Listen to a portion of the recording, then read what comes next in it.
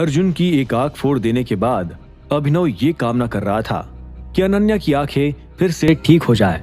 अगर वो ठीक नहीं हो पाएगी तो अभिनव अर्जुन की एक और आंख फोड़कर उसे हमेशा के लिए अंधा कर देगा।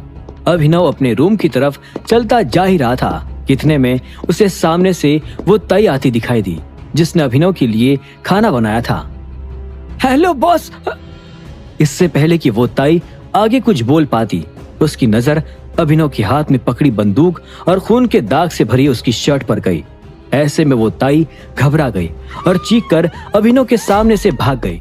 उसे जाते देख अभिनव एक पल के लिए कंफ्यूज हुआ और फिर अपने आप को देखने लगा। शर्ट तो वाकई खराब हो गई है। अभिनव ने अपनी शर्ट पर लगे खून के दागों को देखकर कहा। अपने रूम में पहुंचते ही अभिनव ने वो शर्ट उतारी और उसे डस्टबिन में डाल दिया। वो ऐसी शर्ट को अब अपने पास नहीं रखना चाहता था जिस पर अर्जुन का खून लगा हो। फिर बिना शर्ट के अभिनव शीशे के पास गया और अपनी बॉडी को एक पल के लिए देखने लगा। बॉडी को देखते हुए अचानक अभिनव को वो पल याद आया जब वो अनन्या के साथ उसके घर में ही रहा करता था। भले ही अनन्या उस वक्त अभिनव से नफरत करती थी, लेकिन उसके बावजूद सुबह सुबह अभिनव जब भी बेडरूम में तैयार होता था तो अनन्या उस पर से अपनी नजरें नहीं हटा पाती थी। ये सोचते हुए अभिनव के चेहरे पर एक हल्की सी मुस्कान तो आई, लेकिन वो जल्द ही गायब भी हो गई। उसे एक पल के लिए लगा कि अगर अनन्या की आंखें ठीक नहीं हुई तो वो फिर कभी अभिनव को नहीं देख पाएगी। सिर्फ इस ख्याल से ही अभिनव की धड़कनें तेज हो गई थी। वो अब अपने अंदर ही अंदर इस बात से इनकार भी नहीं कर पा रहा था कि उसे सबसे ज्यादा प्यार अनन्या से था। चाहत ने अभिनव को जिस हाल में छोड़ा था, उसके बाद अभिनव के दिल में चाहत के लिए कुछ नहीं बचा था। मैं प्यार के लिए अपनी पहचान कुर्बान नहीं कर सकता, कभी नहीं, अभिनव ने अपने आप से कहा। वही अलायना से भले ही अभिनव ने एक रिलेशनशिप बनाने की कोशिश की थी, लेकिन उसके मन में अब भी वो फीलिंग्स पूरी तरह से नहीं पनपी थी। दोस्त होने के नाते अभिनव अलायना के लिए किसी भी हद तक जा सकता था, लेकिन उसके साथ प्यार करने में उसे आज भी हिचक महसूस होती थी। भले ही अलायना ही वो इकलौती लड़की थी जो उसके बारे में बचपन से जानती थी, लेकिन अभिनव ने उसे कभी अपनी पार्टनर के नजरिए से नहीं देखा था। ऐसे में अभिनव के दिल में सिर्फ और सिर्फ अनन्या बसी थी। उसे पता नहीं क्यों ऐसा लग रहा था मानो अनन्या और वो एक दूसरे के लिए ही बने थे। वही दूसरी तरफ उसके मन के एक छोटे से कोने में एक लड़की के लिए सख्त नफरत थी जिसका नाम वैभवी था। शायद इसी वजह से मेरी और अनन्या की ना चाहते हुए भी शादी हो गई। वही चाहत प्रेग्नेंट होते हुए भी मेरे बच्चे को जन्म नहीं दे पाई। अभिनव ने अपने आप से कहा। यह किस्मत का एक इशारा था जिसे अभिनव अब समझ गया था। वो जान गया था कि भगवान ने उसे प्यार में इतनी चोट इसलिए दी ताकि उसकी जिंदगी बर्बाद होने से बच जाए। अभिनव के लिए लड़कियों की कोई कमी नहीं थी, लेकिन अभिनव की जिंदगी में जो प्यार की कमी थी वो हर लड़की पूरी नहीं कर सकती थी। अनन्या को जब से पता चला कि उस रात में उसके बिस्तर में आया नहीं था बल्कि लाया गया था, तब से उसका मुझे देखने का नजरिया बदल गया है। उसे अपनी गलती का एहसास है। अगर हमारी जिंदगी में ऐसे लोग हो जो अपनी गलती होने पर उसे स्वीकार कर ले तो हमारी जिंदगी गुलजार हो जाती है, अभिनव ने अपने आप से कहा। उसके मन में चारों ओर अनन्या घूम रही थी। उसे वो बातें याद आ रही थी जो उसने दानिश बनकर अनन्या से की थी। उसे पता था कि अनन्या में कई खामियां थी, खासकर उसका गुस्सा, मगर उस खामी को अभिनव ही पूरा कर सकता था। अगर अनन्या जल्दी गुस्सा हो जाती थी तो अभिनव को उसे शांत करना आता था। अगर वो ज्यादा जिद करती थी तो अभिनव उसे समझा सकता था। इन्हीं खामियों से उन दोनों का जोड़ और भी ज्यादा मजबूत था। अभिनव पिछले कुछ वक्त से अनन्या को अपने से दूर रखने की कोशिश कर रहा था, लेकिन उसके बावजूद अनन्या आखिरकार उसकी लाइफ में आ गई थी। जहां अभिनव को पहले लग रहा था कि अनन्या के मन में अपने किए का कोई अफसोस नहीं था, वही अनन्या अब सिर्फ उसकी एक झलक के लिए अपनी कंपनी दांव पर लगाने को तैयार थी। लेकिन अब मेरे और अनन्या के बीच आगे होगा क्या? अभिनव के मन में अचानक ये ख्याल आया। एक हादसे के बाद ही चाहत उसे छोड़कर चली गई थी और अब उससे भी बुरा हादसा अनन्या के साथ हुआ था। अभिनव को डर था कि कहीं अनन्या के मन में भी उसके प्रति ख्याल बदल न गए हो। सिर्फ अलायना ही वो लड़की थी जो हमला होने के बाद भी अभिनव के साथ खड़ी थी। लेकिन अलायना तो शुरू से ऐसे माहौल में रही है और आगे भी रहेगी। मुझे नहीं लगता कि उसे मेरी लाइफस्टाइल से कोई फर्क पड़ता है। अभिनव ने अपने आप से कहा। वो जिंदगी के ऐसे मोड़ पर आ चुका था जहां से उसे और कोई रास्ता दिखाई नहीं दे रहा था। ऐसे में उसके पास फिलहाल इंतजार करने के अलावा और कोई रास्ता नहीं था। एक शॉवर लेकर अभिनव ने अपने कपड़ों को शॉर्ट्स और टी शर्ट में बदल लिया। जब वो डिनर करने के लिए डाइनिंग रूम में पहुंचा तो वहां उसने देखा कि वो ताई अभिनव के लिए खाना परोसकर पास रखी चेयर पर ही सो चुकी थी। उसे एक पल के लिए देखकर अभिनव को अच्छा भी महसूस हुआ और बुरा भी। उसे लगा कि उसके सर्वेंट उसके लिए इतना कुछ करते थे, मगर अभिनव उनके बारे में ज्यादा सोचता ही नहीं था। ऐसे में वो एक गहरी सांस लेकर उस ताई के पास गया और हल्के से उसके कंधे को हिलाते हुए बोला, ताई उठो। वो ताई तुरंत उठ गई और अपने सामने अभिनव को देखकर चेयर से खड़ी भी हो गई। बस, ताई ने थोड़ा घबराते हुए कहा। अभिनव उसे देखकर हल्का सा मुस्कुराया और बोला, आप जाकर आराम कर सकती हो, मैं खाना खा लूंगा और आज की स्पेशल डिश के लिए थैंक्स। अभिनव की बात सुनकर ताई ने मुस्कुराकर सिर हिलाया और वो डाइनिंग रूम से बाहर चली गई। उसे जाते देख अभिनव ने एक हताशा भरी गहरी सांस ली और सोचा कि ताई की मेहनत के बदले वो उसे क्या बोनस दे सकता था। वैसे तो ताई को ठीक ठाक सैलरी मिल ही रही थी, लेकिन उसने अभिनव के लिए स्पेशल खाना बनाया था। वो चाहती तो ठीक ठाक खाना बनाकर भी अपने काम से मुक्त हो सकती थी, लेकिन उसने पहले अभिनव का सोचा। ऐसे में अभिनव को भी एहसास हुआ कि उसे किसी तरह का बोनस देना जरूरी था। खाना खत्म कर अभिनव जल्दी सोने चला गया और कुछ ही मिनटों में उसे नींद भी आ गई। अगली सुबह उसकी नींद भी जल्दी खुल गई थी। ऐसे में अभिनव तैयार होकर तुरंत वापस गुड़गांव के लिए रवाना हो गया था। एयरपोर्ट लैंड करते ही वो गाड़ी लेकर सीधा अनन्या के हॉस्पिटल पहुंच गया।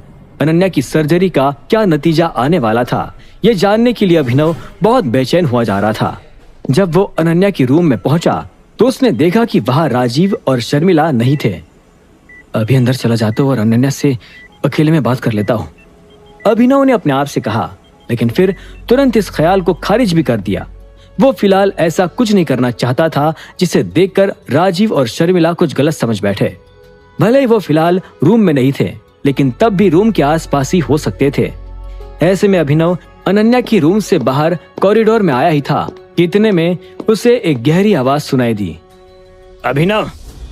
अभिनव जब उस आवाज की तरफ पलटा तो उसने देखा कि अनन्या का पिता राजीव उसके करीब आ रहा था।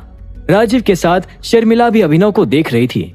अभिनव ने एक पल के लिए उन दोनों को देखा और फिर कहा, गुड मॉर्निंग। शर्मिला ने एक पल के लिए राजीव को देखा और फिर वापस अभिनव की तरफ गर्दन मोड़कर एक मुस्कान के साथ कहा, गुड मॉर्निंग अभिनव, आज तुम्हें यहाँ देखकर काफी अच्छा लग रहा है। शर्मिला की बात सुनकर अभिनव एक पल के लिए हैरान हो गया। जिस शर्मिला ने पहले कभी बिना गालियों का इस्तेमाल किए अभिनव से बात नहीं की थी, आज वही औरत उसे देखकर खुश थी। इससे पहले कि अभिनव कुछ बोल पाता, उसकी नजर शर्मिला के हाथों में पकड़ी एक बास्केट पर गई। उस बास्केट में कई तरह के फूल थे। अभिनव भी अनन्या के लिए एक फूलों का गुलदस्ता लेकर आया था। शायद हम सभी ऑपरेशन के रिजल्ट को लेकर पॉजिटिव है, इससे अच्छी बात और होगी भी क्या, हाँ? अभिनव ने मुस्कुराते हुए कहा। शर्मिला और राजीव दोनों ने उसकी बात पर हाँ में सिर हिलाया। इतने में अभिनव ने अपना गुलदस्ता शर्मिला की बास्केट में रख दिया और फिर उस बास्केट को अपने हाथों में लेते हुए कहा, लाइए इसे मैं पकड़ लूंगा, अब हमें रिजल्ट जानने के लिए चलना चाहिए। अभिनव को ये करते देख शर्मिला मुस्कुराई और मीठे सुर में बोली, थैंक यू, तुम कितने समझदार लड़के हो।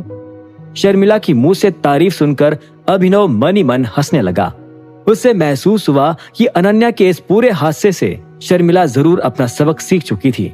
डाइवोर्स से पहले वो जानती थी कि अनन्या और अभिनव के बीच प्यार बढ़ रहा था, लेकिन इसके बावजूद उसने जबरदस्ती उन दोनों को अलग कर दिया था। हालांकि समय के पहिए के पलटने से अब शर्मिला खुद ये कामना करने लगी थी कि अनन्या अपनी आंखें वापस पाकर अभिनव को देख सके। हाँ, चलो रिजल्ट जानने, मुझसे अब रहा नहीं जा रहा, राजीव ने कहा और शर्मिला को खींचकर वहां से ले जाने लगा। शर्मिला इस बार उससे नाराज भी नहीं हुई थी। वो समझ सकती थी कि राजीव के मन में भी अपनी बेटी की खबर जानने के लिए कितनी उत्सुकता थी। कुछ मिनटों बाद अनन्या का डॉक्टर अपने साथ नर्स लिए उसके रूम में आ गया। डॉक्टर ने एक पल के लिए अनन्या को ऑब्जर्व किया और फिर पास खड़ी नर्स को कुछ इशारा करने लगा।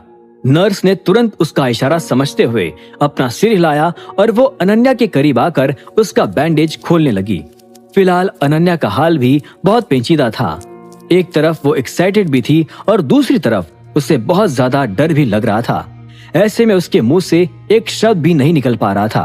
अनन्या बस शांत रहकर उस रास्ते को देखने का इंतजार कर रही थी जो किस्मत ने उसके लिए चुना था। बैंडेज के खुलते ही वहां खड़े सभी लोगों की धड़कनें अचानक तेज हो गई। अनन्या की आंखों की पलकें फिलहाल बंद थी।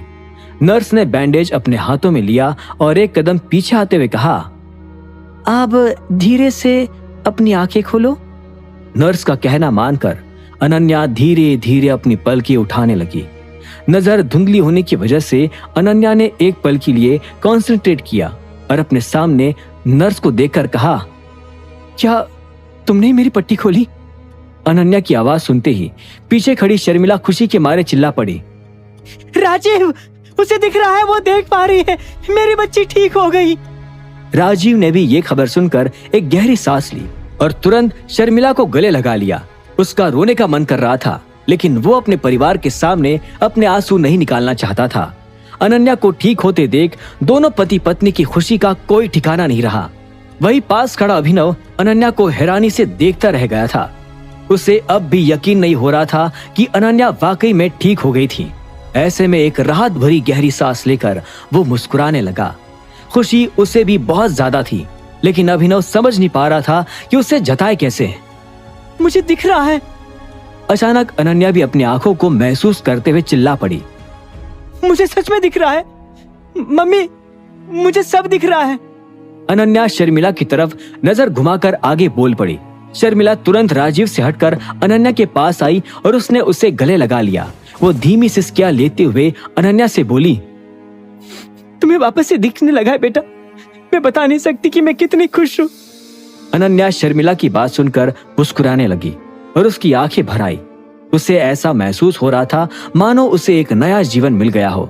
इतने में राजीव भी अनन्या के पास आया और उसे गले लगाते हुए बोला, मेरी बच्ची, तुम्हें ठीक होते देख आज दोबारा उतनी खुशी हो रही है जितनी तुम्हारे पैदा होने पर हुई थी। पापा। अनन्या राजीव की बाहों में सिसक सिसक कर रोने लगी। इतने में शर्मिला ने एक पल के लिए पास खड़े अभिनव को देखा और फिर अनन्या का ध्यान अपनी ओर खींचने के लिए कहा, अनन्या, तुमसे एक और आदमी मिलने आया है। राजीव के पीछे होते ही अनन्या अपनी भौं उठाकर शर्मिला को देखने लगी। वो ये जानने को उत्सुक थी कि उससे और कौन मिलने आया था।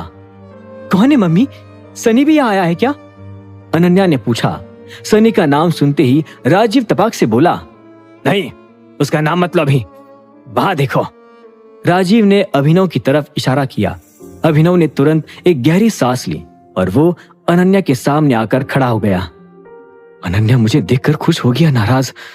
खैर, अगर नाराज भी हुई तो क्या हुआ, कम से कम उसकी आंखों की रोशनी तो वापस आ गई। अभिनव ने अपने मन ही मन कहा।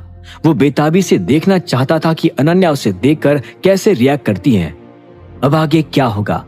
अभिनव को देखकर अनन्या खुश होगी या फिर नाराज हो जाएगी? और क्या वो अभिनव के टाइगर होने का राज अपने माँ बाप को बता देगी?